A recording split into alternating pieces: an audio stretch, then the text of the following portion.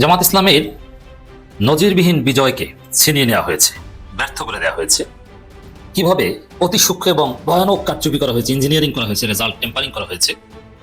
আমাদের কাছে দেশের বিভিন্ন জায়গা থেকে, বিশেষ করে ঢাকার আসনগুলোতে, ঢাকায় গুরুত্বপূর্ণ ইনক্লুডিং তারেক রহমানের আসন সহ সব আসনে জামাত জিতেছে, কিন্তু হারিয়ে দেওয়া হয়েছে। This is true. প্রত্যক্ষদর্শী অনেকের কাছ থেকে আমি তথ্য প্রমাণ পাচ্ছি এবং অবাক হচ্ছি। হ্যাঁ, জামাত এখানে ব্যর্থতার পরিচয় দিয়েছে, তারা ইনস্ট্যান্ট কিছু করতে পারেনি। ভয়াবহ কারচুপি হয়েছে, দেশের বিভিন্ন জায়গায় হয়েছে, ঢাকায় হয়েছে সবচেয়ে বেশি। খুব মন খারাপ না? মন একটু খারাপ হবার কথা, তবে আশার আলো কিন্তু আছে। যদি একটু গভীরভাবে চিন্তা করেন তাহলে আপনাদের জন্য বিরাট একটা সুসংবাদ আছে।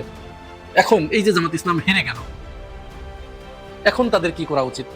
তারা এখন এই বিষয়টাকে, এই সময়টাকে কিভাবে মোকাবেলা করবে বা কিভাবে ট্যাকেল দেবে? এবং মানুষ কিন্তু তাদেরকে ভোট দিয়েছে, এখন তাদের ভোটারদের প্রতি তাদের একটা দায়িত্ব আছে না? সেই দায়িত্বটা কি, কোন স্ট্র্যাটেজি এখন তারা গ্রহণ করলে তাদের জন্য ভালো হবে? এই যে এটাকে বলে ফর্ম 45। খেয়াল করবেন, স্ক্রিনের আমার কথা শুনবেন। বিএনপি আর জামাতের ভোটের প্রত্যেকটা জায়গায় কাটাকাটি আছে, দেখেন ভালো করে। একটা যাবেন, একাধিক যাবে, আপনার সাথে খেয়াল করবেন। মজার বিষয় দেখেন, প্রত্যেকটা জায়গায় যে রেজাল্ট কেন্দ্র থেকে গেল, রিটার্নিং অফিসারের কাছে গিয়ে কাটাকাটি শুরু হয়ে গেল। যখন হিসেব করে দেখা যাচ্ছে যে জামাত এগিয়ে যাচ্ছে, সেখানে বিএনপিকে বিজয় করার জন্য রিটার্নিং অফিসারের অফিসে কাটাকাটি করা হয়। কাটাকাটি ধরলাম একটা যেটা কাটাকাটি হয়, অজস্র কাটাকাটি আছে। আরে ইন্টারেস্টিং ব্যাপার, প্রত্যেকটা জায়গায় এই কাটাকাটিতে জামাতের শুধু ভোট কমেছে, বাড়েনি। একটা রহস্যজনক ব্যাপার না? যে রিটার্নিং অফিসারের কাছে গেল 775 জায়গায় 300 ধরেন বিএনপি, 775 টাকা কেটে বিএনপি 300 টাকা জামাতে দিল, আর 775 টাকা দিয়ে দিল তবে বিএনপি। এরকম হয়েছে। যদি প্রত্যেকটা ভুলে জামাতের ভোট তো কমলোই, কেটে কেটে কমানি হলো, আর বিএনপিটা বাড়ানো হলো। বাংলাদেশের মানুষকে প্রতিশ্রুতি দিচ্ছি, আমার ভাই হাদি যেভাবে ইনসাফের লড়াই চালিয়ে গিয়েছে, আমি আস্তাদ আব্দুল্লাহ আমার ভাইয়ের হাদির আদর্শ থেকে আমি এক ফোঁটাও চ্যুত হব না ইনশাল্লাহ, এবং হাদি ভাইয়ের বিচার আমি নিশ্চিত করব ইনশাল্লাহ। সবচেয়ে বেশি যে বাক্যটা শুনেছি সেটা হচ্ছে, ভাই আপনি হাদির বিচারটা করেন। এই বাক্যটা আমি সবচেয়ে বেশি শুনেছি। আমার ভাই হাদি, আমরা একসাথে লড়াই করেছি, ইনসাফের লড়াই।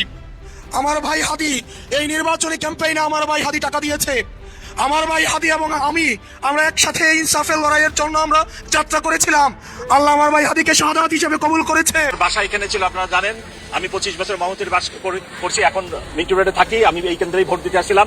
গেটটা পার হয়ে যখন ভিতরে গেছি, আমাকে শোনাই দেওয়া হলো আপনার ভোট হয়ে গেছে। আমি চলে গেছিলাম। মানে বাংলাদেশ সেনাবাহিনীদের একটা ফালতু কথা, পাবলিক এখান থেকে ভোট চুরি করে নিয়ে এসে, কিন্তু এখানে ওরা কোনো কথা কইতে পারে না। শুধু শুধু মাদ্রাসা প্লানগুলো হেনস্থা করতেছে, শুধু শুধু। মানে ওরা ভোট ব্যালট বাক্স চুরি করে নিয়ে গেছে, সাগুর পালাটা কোনো পাল ফালাই দেওয়ার নেই, খুদেও দিয়ে মাদ্রাসা প্লানগুলো মার দিতেছে। আবার মামুন সাহেব হুজুর আইসা এখানে ওদের সাথে কথা বলতেছে সেনাবাহিনীর সাথে একদিকে, আর একদল সেনাবাহিনী আয় আমগুলো হুদাই মারতেছে।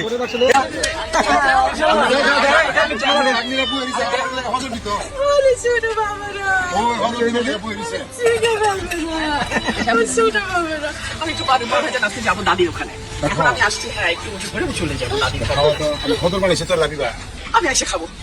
প্রিয় দেশের স্বার্থে অতীতে আমরা একসাথে কাজ করেছি, আগামীতেও দেশের স্বার্থে ইনশাআল্লাহ আমরা একসাথে কাজ করব। তারেক রহমান সাহেব সহ বিএনপির নেতৃবৃন্দ একই আকাঙ্ক্ষা ব্যক্ত করেছেন, আমরাও একই আকাঙ্ক্ষা ব্যক্ত করেছি। আমি তারেক রহমানকে অনুরোধ করবো মির্জা আব্বাসকে দলীয় শৃঙ্খলা ব্যত্যয়ের অভিযোগে বিএনপি থেকে বহিষ্কার করার জন্য।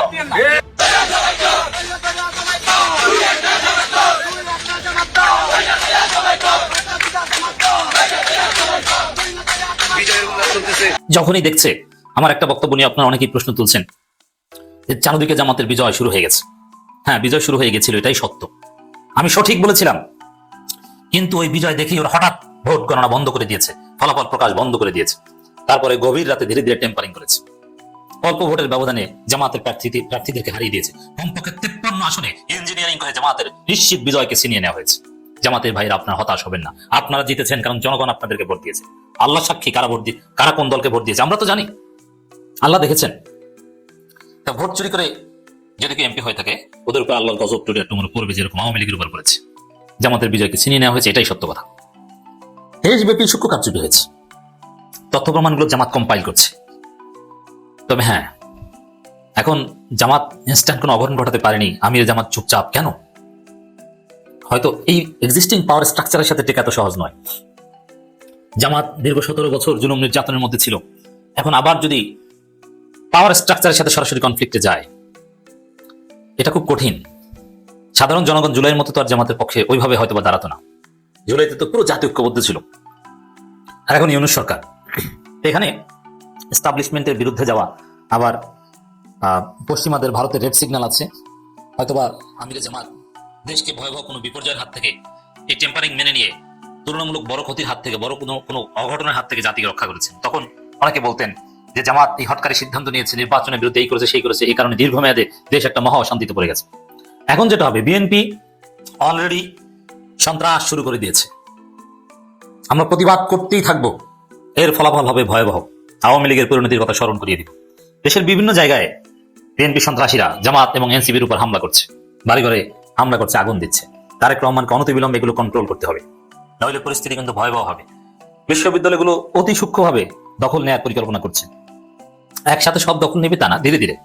জগন্নাথ বিশ্ববিদ্যালয় নিয়ে ইশরাক এবং বিএনপির লোকজন ভয়াবহ পরিকল্পনা করছে, যেখানে শিবিরের কোনো অস্তিত্ব রাখবে না। সমস্ত বিশ্ববিদ্যালয় ছাত্র সংসদ অকার্যকর করে দিবে। এর মানে এরা কি গণতন্ত্রের প্রতি শ্রদ্ধাশীল? তারা নির্বাচিত ছাত্র সংসদ কেন অকার্যকর করে দিবে? করে দিবে, এটা তারা সিদ্ধান্ত নিয়েছে, আমরা জানি না। আমরা চাই যেভাবেই হোক না কেন আপনারা জিতেছেন, টেম্পারিং করে হোক আর ডিপ স্টেট আপনাদেরকে ক্ষমতা দিয়ে হোক, যেভাবে হোক জিতেছেন। এখন দেশটাকে সুন্দরভাবে চালান, আওয়ামী লীগের মতো কোনো ফেসিবাদী আচরণ করবেন না, ক্যাম্পাসগুলো দখল করতে যাবেন না। শিক্ষা প্রতিষ্ঠানে যদি হাত দিতে যান তাহলে আপনার হাত পুড়ে যাবে। কিছুদিন মজায় মজায় থাকবেন, কিন্তু একটা পর্যায়ে দেয়ালে পিঠ থেকে গেলে জনগণ ঠিকই জেগে উঠবে। তো দর্শক, আসিফ মাহমুদ সজীব ভুইয়া তিনি জানিয়েছেন এনসিপি ও 11 দলের জোট নেতাদের উপর হামলার অভিযোগ। শারজিস আলম বলেছেন তার এলাকায় কমপক্ষে 30 জায়গায় নেতাকর্মীদের উপর হামলা করেছে বিএনপি। অথচ শারজিস আলম বিজয়ীকে অভিনন্দন জানিয়ে এসেছেন। হওয়া উচিত কি ছিল? জিতেছে, ঠিক আছে, এখন পরাজিত প্রার্থীর কাছে যে শুভেচ্ছা বিনিময় করবে, তাকে সান্ত্বনা দিবে এবং সবাই ঐক্যবদ্ধভাবে একসাথে দেশটা সামনের দিকে এগিয়ে নিয়ে যাওয়ার চিন্তা করবে। দ্যাট শুড হ্যাভ বিন।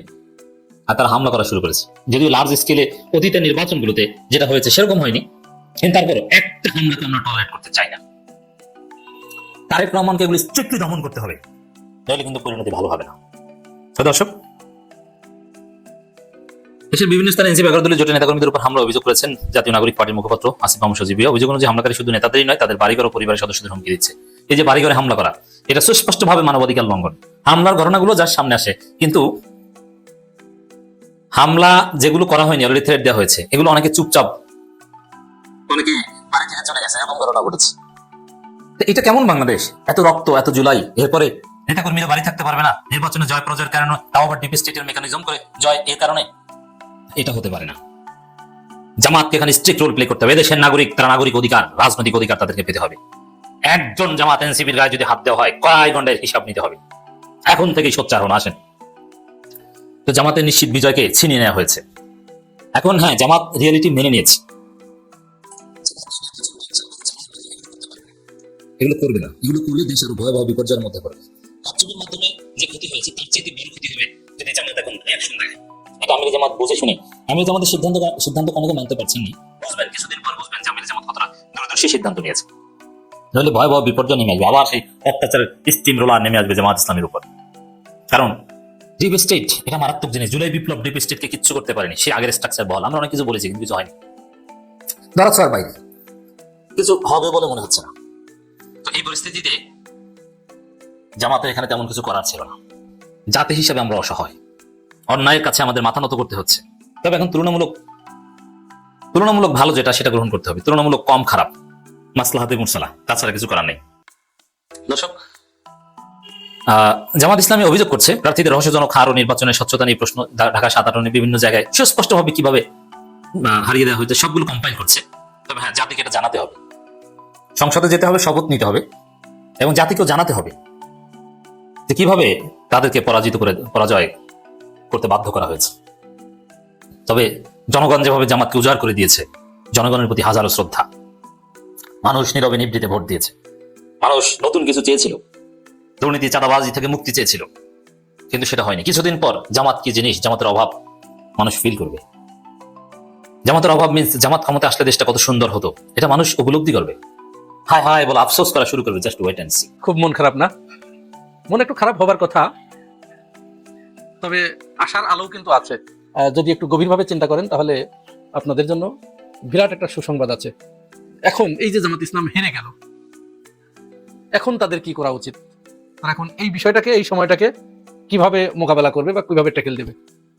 এবং মানুষ কিন্তু তাদেরকে ভোট দিয়েছে, এখন তাদের ভোটারদের প্রতি তাদের একটা দায়িত্ব আছে না? সেই দায়িত্বটা কি, কোন স্ট্র্যাটেজি এখন তারা গ্রহণ করলে তাদের জন্য ভালো হবে, এই বিষয়টা বলার আগে আপনাদের সাথে একটা বিষয় একটু শেয়ার করতে চাই। অনেকেই দেখলাম বিভিন্ন ভাবে জামাত ইসলামকে পরামর্শ দিচ্ছে, বা জামাতের অনেক নেতাকর্মী তারা খুব আন্দোলনমুখী, আন্দোলন করার জন্য পরামর্শ দিচ্ছে, জামাতকে তারা আন্দোলনে নামাতে চাচ্ছে। এই বিষয়টার সাথে আমি একটু দ্বিমত পোষণ করি। আপনারা আগে শুনে নেবেন, আমাকে আগেই গালিগালাজ করবেন না। আমি এই বিষয়টার সাথে একটু দ্বিমত পোষণ করি, কারণ আপনি এখন আন্দোলন করে কি করবেন?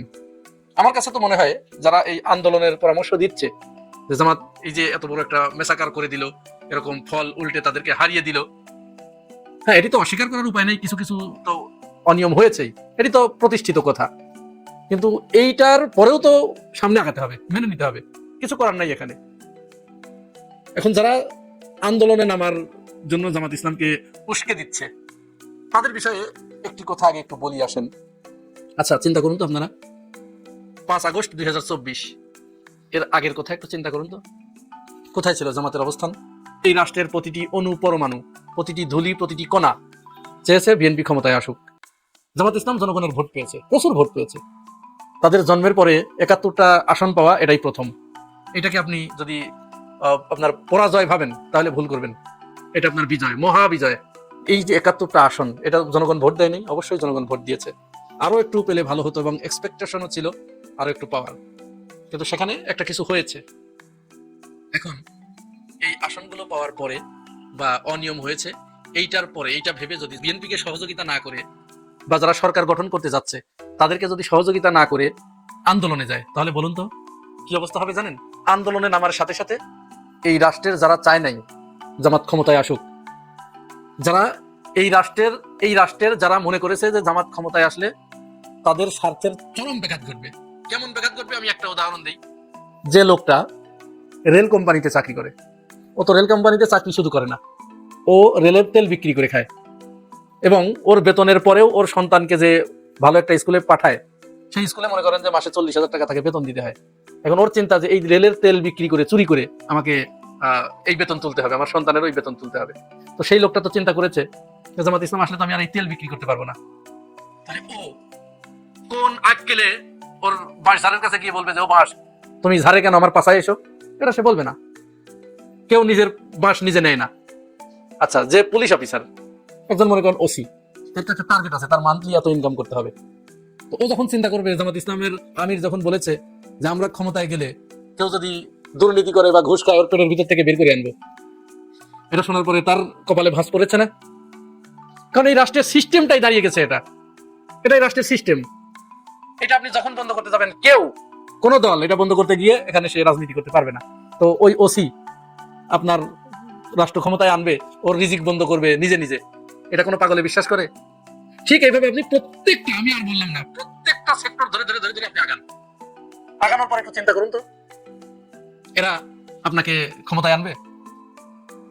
তাহলে যেহেতু এরা ক্ষমতায় আনে নাই, এরা আপনার বিরোধী। এখন যদি আপনি আন্দোলনে নামেন, আন্দোলনে নামার সাথে সাথে এরা সব একত্রিত হবে। সাথে যারা নতুন রাষ্ট্র ক্ষমতায় আসলো, সে ভাববে যেহেতু আমার বিরুদ্ধে বিদ্রোহ করছে, আমি শান্তিপূর্ণভাবে দেশ চালাবো, এটা করতে দিবে না, তাহলে সে আপনার শত্রু হলো। এরপরে আপনার শত্রু হবে পুলিশ, সেনাবাহিনী, র্যাব, বিজিবি, আনসার, এরা আপনার শত্রু হবে। ঠিক এই মুহূর্তের কথা আমি বলছি। তো এইটা কি যারা রাষ্ট্র ক্ষমতায় এসেছে তারা জানে না? আর তারা জানে বলেই আপনি যাতে কোনো ঝামেলা না পাকাতে পারেন, তার জন্য এই যে আজকে পঞ্চগড়ে এই ভিডিওটা দেখুন। পঞ্চগড় সকালে জেলা বিএনপির সভাপতি তিনি এই যে অফিসটা খুলে দিলেন, দেখুন। বিপুল আসনে সারা বাংলাদেশের সরকার গঠনের পথে এই প্রথম মুহূর্তে উপজেলা সভাপতি, চাকলাট ইউনিয়নের সাবেক চেয়ারম্যান জননেতা জনাব আবু দাউদ প্রধান, তিনি প্রথমেই যে কাজটি করেছেন বাংলাদেশ আওয়ামী লীগের প্রতি তথা আওয়ামী লীগের তৃণমূল পর্যায়ের নেতা কর্মীদের প্রাণের যে সংগঠন আমাদের চাকলাট ইউনিয়ন আওয়ামী লীগকে তিনি আজকে তালামুক্ত অবমুক্ত করেছেন।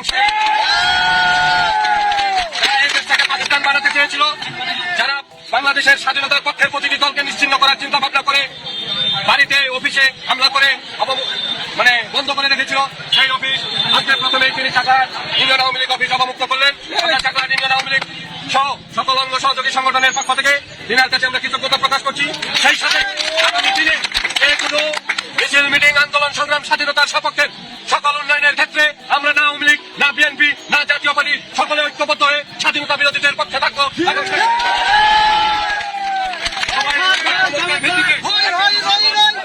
উন্নয়নমূলক ইউনিয়নের উন্নয়নের কথা জানিয়ে আমি আমার কথা শেষ করছি। ধন্যবাদ সবাইকে। তাহলে তাকে যে নামানো হলো, ডেকে আনা হলো, এটা কি এমনি এমনি? তাদের মাথা কি আমার আপনার মাথার মতো? তো সে তার সম্ভাব্য বিপদ কোন দিক থেকে আসতে পারে সেই বিপদ ঠেকানোর জন্য তার স্ট্র্যাটেজি থাকবে না? তাহলে এই যে তাকে আনা হলো। কিন্তু এরপরে নির্বাচনের দিন রাত্রে যখন এই যে ফজলুর রহমান কিশোরগঞ্জের উনি যখন বিজয় লাভ করলেন, তার স্লোগানটা শুনেছেন? তার কর্মী সমর্থকেরা সেখানে তো সব ছাত্রলীগের ছেলেপেলে স্লোগান দিয়েছে। স্লোগানটা একটু শুনুন।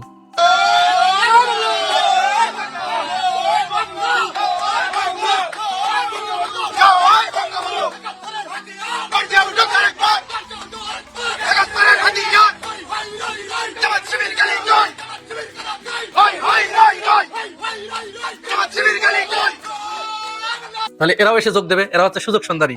এদের ঘোষণা শুনেছেন তো, যে তারা বিএনপি তাদের কোনো সমস্যা নাই, জাতীয় পার্টি তাদের কোনো সমস্যা নাই, তারা সব এক, তারা সবাই মিলে একত্রে আপনাকে তাড়াবে, আপনাকে তারা সহ্য করতে পারে না। তাহলে আপনি আন্দোলন করতে বলেন, এই আন্দোলন করতে যাওয়া মানেই ওই যে আগেই বললাম না, এই যে হাজার হাজার নেতাকর্মীর জীবন কি আবার ধ্বংসের দিকে ঠেলে দেবে? আমরা খবর পেয়েছি নির্বাচনের পরেই বিভিন্ন জায়গায় অগ্নিসংযোগের ঘটনা ঘটেছে, হামলার ঘটনা ঘটেছে। এটি চলবে 2-4 দিন। তো এটা কি আরো বাড়তে দেওয়া উচিত? যখন আন্দোলনে যাবে তখন তো এটি আরো বাড়বে। এই জন্য এখন সঠিক স্ট্র্যাটেজি হচ্ছে জামাত আমিরের উচিত খুব দ্রুত সময়ের ভিতরে তার জোটে যারা আছে 11 দলীয় জোটের নেতৃবৃন্দকে নিয়ে তারেক রহমানের সাথে বসে তিনি কিছু শর্ত একেবারে স্পেসিফিক ভাবে, যেমন যে আপনি রাষ্ট্র ক্ষমতায় অধিষ্ঠিত হয়েছেন, আমরা আপনাকে সমর্থন দিচ্ছি, আপনাকে সর্বপ্রকার সহযোগিতা করব, আমরা কোনো ঝামেলা করব না, কোনো আন্দোলনে যাব না, আমরা সংসদে যাব, আমরা শপথ করব, সবই করব, তবে আপনাকে আমাদের কিছু শর্ত দিচ্ছি, এই শর্তগুলো আপনাকে পূরণ করতে হবে। নাম্বার 1, আপনি উসমান হাদির বিচার করবেন, এই ওয়াদা আপনাকে করতে হবে। নাম্বার 2, যে আকাঙ্ক্ষা নিয়ে আমরা এবং আপনারা জুলাই গণ অভ্যুত্থান ঘটিয়েছি, এই আশা এবং আকাঙ্ক্ষা আপনাকে বাস্তবায়ন করতে হবে। নাম্বার 3, যারা স্বৈরাচার ছিল, যারা ফ্যাসিস্ট ছিল, যারা আপনার মাকে তিলে তিলে মৃত্যুর দিকে ঠেলে দিয়েছে, যারা এদেশের স্বাধীনতাকামী মানুষকে হত্যা করেছে, যারা মানুষের ভোটাধিকার হরণ করেছিল, তাদের ব্যাপারে আপনার একটা নীতি থাকতে হবে, তাদের বিচার করতে হবে। নাম্বার 4, আপনি আপনার বিরোধী দলের নেতাকর্মীদের বাড়ি ঘরে যে অগ্নিসংযোগ করা হচ্ছে, তাদেরকে যে হামলা করা হচ্ছে, এটি বন্ধ করতে হবে। আপনার নেতাকর্মীদের উদ্দেশ্যে আপনি ভাষণ দিবেন, তারা এটা একেবারে জিরোতে নামিয়ে নিয়ে আসবে। তাহলে আমরা আপনাকে সর্বপ্রকার সহযোগিতা করব। আর যদি আপনি এটি না করেন তাহলে সেটাও বলেন, পরিষ্কারভাবে এটি আমরা সাংবাদিকদের মাধ্যমে জাতিকে জানাবো। যদি না করেন তাহলে আমরা মাঠে আন্দোলন করব, আমরা সংসদে যাব না, ইত্যাদি ইত্যাদি। যাই হোক, এটা জাস্ট আমার মনের কথা বললাম। আরো স্পেসিফিক ভাবে তারা এইভাবে লিখে নিয়ে তারেক রহমানের সাথে বসা উচিত, বসে এই ব্যাপারে খুব দ্রুত ফয়সালা করে ফেলানো উচিত। কোনো মতো অবস্থায় আন্দোলন করে শক্তি ক্ষয় করা যাবে না। তাহলে মেসেজ কিন্তু পরিষ্কার। এখন জামাত ইসলাম তাহলে বাকি সময়টুকুতে 5টা বছর সময় পেল, এই 5 বছরের ভিতরে তার দলকে আরো সুসংগঠিত করুক। যে বিপুল পরিমাণ ভোট পেয়েছে, 77টি আসন পেয়েছে, এই 77টি আসনকে 177-এ নিয়ে যাওয়া 5 বছরে বিচিত্র কিছু নয়। যে দল মাত্র 1.5 বছরের ভিতরে 3 গুণ আসন পেতে পারে বেশি, সেই দল 5 বছর সময় পেলে আরো অনেক ভালো কিছু তার পক্ষে করা সম্ভব। এই দেশের অর্থনীতিটা একটু ভালো পর্যায়ে আসুক, দেশের আইন শৃঙ্খলা পরিস্থিতি একটু ভালো পর্যায়ে আসুক, আন্তর্জাতিকভাবে বাংলাদেশ এখন যে একটা ভালনারেবল অবস্থায় আছে সেইটার ব্যাপারে একটু স্থিতিশীলতা আসুক। এরপরে 5 বছর পরে আপনি যদি জনগণের সাথে সেইভাবে সম্পর্ক গড়ে তুলতে পারেন, জনগণকে যদি আপনি বোঝাতে পারেন এই রাষ্ট্রের ডিপ স্টেটের সাথে, এই রাষ্ট্রের যারা স্টেক হোল্ডার আছে, এই রাষ্ট্রের যারা আমলা আছে, সরকারি চাকরিজীবী আছে, প্রত্যেকের সাথে আপনি যদি আপনার বোঝাপড়াটা সেই পর্যায়ে নিয়ে যেতে পারেন, তাহলে 5 বছর পরে আপনি আপনার এই 71-কে 171-এ আপনি নিয়ে যেতে পারবেন। এটা অসম্ভবের কিছুই নয়। কেউ ভোটে নির্বাচিত হয় এটা আমি বিশ্বাস করি না। আমি বিশ্বাস করি এটা নির্ধারণ করা হয়, ইলেকশনের নামে একটা ডিপ স্টেট সিলেকশন হয়। এটা এক বাক্যে বলা যায়। আশা করি এই একটি কথার মাধ্যমে বাকিটা আপনারা বুঝে নিয়েছেন। আজকে আমি যে বিষয়গুলো নিয়ে আলোচনা করবো, কিছু বিষয় দেখাবো, আপনাদের ভিডিও ফুটেজও দেখাবো, কিছু তথ্য দেখাবো, সবকিছু মিলেই লাইভ সেশনটাতে আজকে নির্বাচন বিষয়ে যা যা হয়েছে তার ব্যাপারে আলোচনা করতে চাই। প্রথম যে বিষয়টি এসছে সেটি হলো নির্বাচন সুষ্ঠু হলো কিনা। আমরা দেখেছি গত নির্বাচনের 12 তারিখের আগে 9, 10, 11, 12 এই কয়দিন বাংলাদেশে একটা ভিন্ন বিষয় তৈরি হয়েছে, একটা ভীতির জায়গা তৈরি করা হয়েছিল। একমাত্র সেনাবাহিনী, নৌবাহিনী মানে সশস্ত্র বাহিনী এই ভূমিকাগুলোকে কন্ট্রোল করেছে। অর্থাৎ যত রকম ভায়োলেন্স তৈরি হয়েছিল প্রত্যেকটাকে নিবৃত করার জন্য আমাদের সশস্ত্র বাহিনী কাজ করেছে, এবং নির্বাচনের দিন পর্যন্ত সেনাবাহিনী নৌবাহিনী তাদের চেষ্টাটি অব্যাহত রেখেছে। কোথাও কোথাও নৌবাহিনীর মধ্যেও কিছুটা শিথিলতা দেখা গেছে, বিশেষ করে ভোলা জেলাতে আমরা কিছু শিথিলতা দেখেছি, জানি না কেন। কিন্তু স্পষ্ট অক্ষরে বলতে চাই, আমাদের সিভিল প্রশাসন, পুলিশ প্রশাসন এক প্রকার নিষ্ক্রিয় ছিল।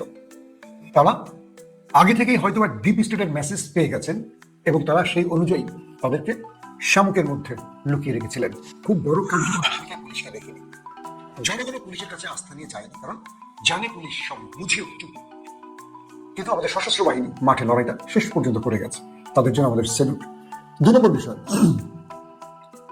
যে হাইপ তৈরি হয়েছিল জামাত ক্ষমতায় আসতে পারে, সে হাইপটি আসলে নিয়ে গেছে, মানে মিশে গেছে না এখানে অন্য কিছু। আমরা দেখেছি মানুষ ছুটিতে, নির্বাচনের ছুটিতে বাসে, ট্রাকে, রেল, ট্রেনের ছাদে লঞ্চ ভর্তি করে স্লোগান দিতে দিতে বাড়িতে ফিরছে। নির্বাচনের ফলাফল তেমন হয়নি। এখানে দুটো বিষয় কাজ করেছে। এক, এমন একটি ভীতির জায়গা তৈরি করেছে কোনো কোনো দল, যে মানুষ বাড়িতে গিয়ে যারা ভোট দিতে পেরেছে দিয়েছেন, যারা পারেননি তারা ঘর থেকেও বেরোতে পারেননি। আমি অনেক জায়গা থেকে আমার কাছে খবর আসছে, আমাকে বলা হয়েছে যে ভাই আপনারা এই কথাগুলো বলেন। কি অনেক জায়গায় মহিলাদেরকে হুমকি দেওয়া হয়েছে, ভোট দিতে আসবি না। অনেক জায়গায় রাস্তায় রাস্তায় ভোট কেন্দ্রের বিভিন্ন পয়েন্টে পাহারার মতো বসিয়েছে কোনো কোনো দল, তাদের কথা ভোট যেন দিতে না পারে। তারা জানে কারা কোথায় কি ভোট দিতে পারে, এটা বাংলাদেশ তো সবাই সবাইকে চেনে। তো এরকম একটা ভীতির জায়গা তৈরি করার জন্য দেখবেন ভোট কাস্টিং খুব কম হয়েছে। আর ওই দলটি যারা এগুলো করেছে তাদের ভোটার তারা টেনে এনেছে, কিন্তু অপোজিট ভোটারদের আসতে দেয়নি। অনেক জায়গায় জামাত তাদের ভোটারদের আনার জন্য রিক্সা, অটোরিক্সা, বিভিন্ন যানবাহনের ব্যবস্থা করেছে। সেই যানবাহন লোকদেরকে ভয়ভীতি দেখানো হয়েছে, যার কারণে তারাও সেই ভোটারদের আনতে পারেনি এবং ভোটাররা আসতে পারেনি। এইরকম কারণে দেখবেন ভোট কাস্টিংটা খুব কম হয়েছে। তো জামাত ইসলামের প্রথম ব্যর্থতা, আমি জামাত ইসলামের কিছু ব্যর্থতা তুলে ধরবো, তার আগে আরো কয়েকটা কারণ বলে নিই, ব্যর্থতাগুলো আনবো, বিএনপির সফলতাগুলো নিয়ে কথা বলবো। যখন গণমাধ্যম ব্যর্থ হয়, একটা কথা বলে, যখন গণমাধ্যম সত্য খবর দেয় না, আপনারা আমাদের সামনে বসেন যে আমরা কিছু সত্য কথা বলি, নতুবা নিজের এমবি খরচ করে ইউটিউবে, ফেসবুকে আমাদের কথা কেন শুনবেন? আর তাই আমরাও চেষ্টা করি আপনাদেরকে সঠিক নির্ভেজাল সত্য খবরটা দেওয়ার জন্য। অনেস্টলি করি এই খবরগুলো, সির্ফ আপনাদের জন্য বা আপনাদের ইচ্ছের জন্য করি, নিজের অর্থের জন্য করি, বিষয়টা গুরুত্বপূর্ণ না। মানে এটাই প্রধান কারণ না যে তাহলে সারাদিন ইউটিউবে ভিডিও বানাতে হবে, ডেলি 5টা 10টা করে, আরো বেশি ইনকাম হতো। খুব চেষ্টা করি আমি আপনাদের পরিণতি লাইভে বারবার আসার চেষ্টা করি। আসেন, যে বিষয়গুলো ঘটেছে নির্বাচনের পরিবেশে আমরা দেখলাম যে বাংলাদেশের প্রথম কোনো নির্বাচন হলো কারো জীবনহানির, মানে কারো মৃত্যু ছাড়া, হত্যা ছাড়া। আমরা শেরপুরের একটি ঘটনা দেখেছি, সেটা নির্বাচনের আগে একজন বোধহয় অসুস্থ হয়ে মারা গেছে, নির্বাচন অসুস্থ হয়ে। এই পর্যন্ত ঠিক ছিল, সেনাবাহিনীর দায়িত্ব পর্যন্ত ঠিক ছিল। ফলাফলের ক্ষেত্রে পুরোপুরি আমি আপনাদের নিয়ে যাব পাকিস্তানে। কেন পাকিস্তান বললাম? পাকিস্তানে যা ঘটেছে বাংলাদেশে তাই ঘটছে বলে আমি মনে করছি। পাকিস্তানে ইমরান খানকে ডিপ স্টেট হারাবে, মানে পাকিস্তান সেনাবাহিনী হারাবে, কারণ ইমরান খান সেনাবাহিনীর কথা শুনছে না। ডিপ স্টেট বলতে কি? আমেরিকার লবি, আমেরিকা, ইউরো, কি বলে, এশিয়া প্লাস আমেরিকার যে ডিপ স্টেট, সেই কানেকশন ইমরানকে হারাবে। ইমরান আমেরিকার বিরুদ্ধে কথা বলেছে, আর আমেরিকা ইস্টাবলিশমেন্টকে বলছে ইমরানকে হারাও। এটা হলো মূল থিম। খুব মন দিয়ে শুনবেন কথাগুলো। ইমরান খানকে হারানোর জন্য আসিম মনির সর্বোচ্চ মেকানিজম তৈরি করলেন, আইএসআই কে ব্যবহার করলেন। ইমরান খানের যে নেতাদেরকে নমিনেশন দেওয়া হলো প্রথমে, সব গ্রেপ্তার করে ফেলল মিথ্যা মিথ্যা মামলায়। ইমরান খান সেকেন্ড সারির নেতাদের দাঁড় করালেন, তাদের গ্রেপ্তার করা হলো। ইমরান খান থার্ড লেয়ারের নেতাদের দাঁড়া করালেন, তাদের গ্রেপ্তার করা হলো। এইরকম করে 4th 5th লেয়ারের নেতা পর্যন্ত ইমরানকে আসতে হয়েছে, যাদেরকে অনেকে চিনতই না। যারা ধরেন আপনার আসলে মিস্টার জব্বর আলী প্রার্থী বিএনপি বা জামাত, গ্রেপ্তার করে নিয়ে গেছে। মিস্টার কুদ্দুসকে দেওয়া হলো, গ্রেপ্তার করে নিয়ে গেছে। এরপরে মিস্টার জলিলকে দেওয়া হলো, তাকেও গ্রেপ্তার করে গেছে। ঠিক এইভাবে ইমরানের পিটিয়ে নেতাদের গ্রেপ্তার করে ফেলে। তারপরে শুধু এমন এমন প্রার্থীদেরকে ইমরান দিল পিটিয়ে। ইমরান কিন্তু জেল থেকে করছে, সে কিন্তু জেলে, বাইরে না, তাকে জেলে ঢুকিয়ে রাখছে নির্বাচনের জন্য, যাতে সে কোনো রকম কিছু করতে না পারে। এরকম ইমরান খানের পিটিয়ে 4th 5th লেয়ারের নেতাদেরকে নমিনেশন দিল, যাদেরকে জনগণ চিনত না। নির্বাচনে যত রকম চেষ্টা করলো, কিন্তু জামাত এখানে ব্যর্থ হয়েছে, পিটিএ সফল হয়েছে। কারণ পিটিএর কর্মীরা ভোট কারচুপির সুযোগ দেয়নি, প্রত্যেকটা কেন্দ্রে হার্ড লাইনে কাজ করেছে, ভোট দিয়ে কেন্দ্র পাহারা দিয়েছে একদম ফুল টাইম। ফলাফল ঘোষণা শুরু হলো। নওয়াজ শরীফ হেরে গেলেন, মরিয়ম নওয়াজ হেরে গেলেন, এখনকার প্রধানমন্ত্রী শাহবাজ শরীফ হেরে গেলেন। মানে বিগ বিগ ব্যক্তিগুলো, অর্থাৎ ইমরানের এগেনস্টে কোয়ালিশন হলো কি? সকল আওয়ামী লীগ, বিএনপি, জাতীয় পার্টি মিলে, অর্থাৎ পিডিএম, অর্থাৎ মুসলিম লীগ নুন, পিপলস পার্টি, মুত্তাহিদা কওমি মুভমেন্ট সহ সবাই জোট করলো পিটিআইয়ের বিরুদ্ধে। তারপরও নওয়াজ শরীফ, মরিয়ম নওয়াজ, শাহবাজের সব গোহারা হারলেন। কার কাছে? ইমরানের প্রার্থীর কাছে।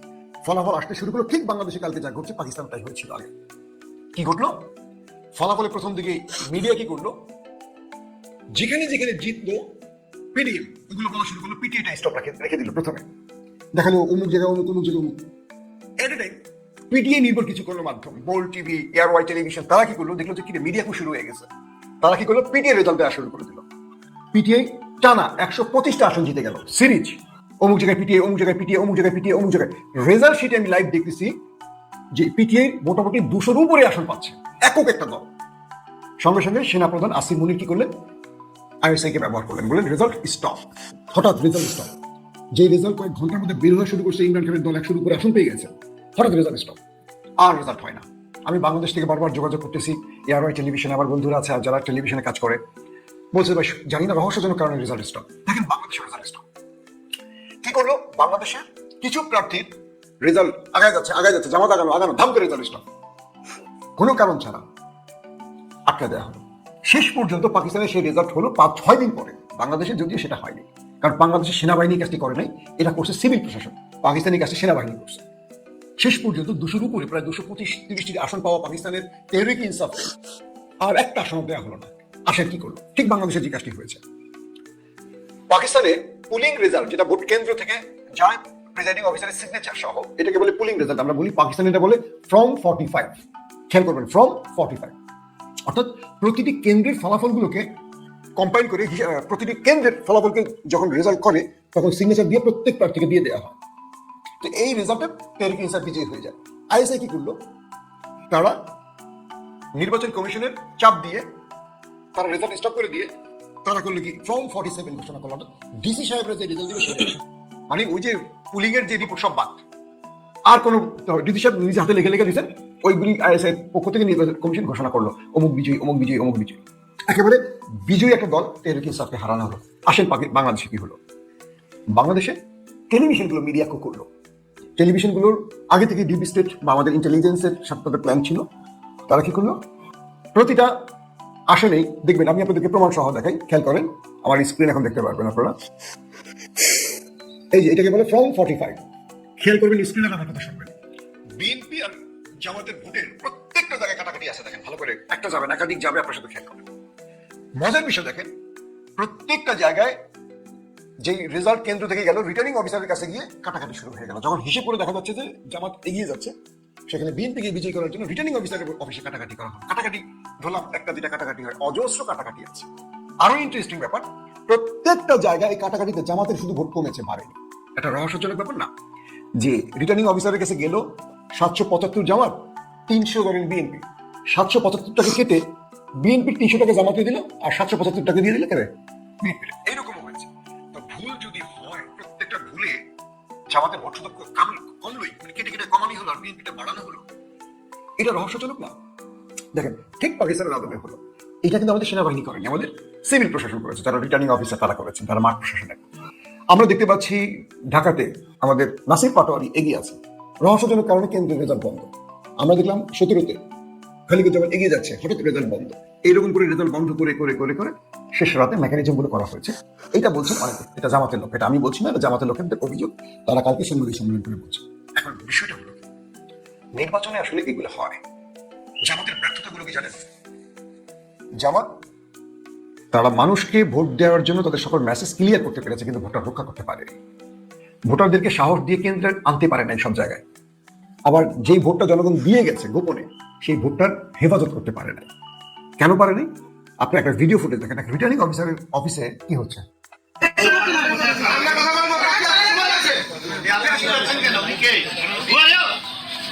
আপনি প্রথম থেকে শাউটিং করতেছেন।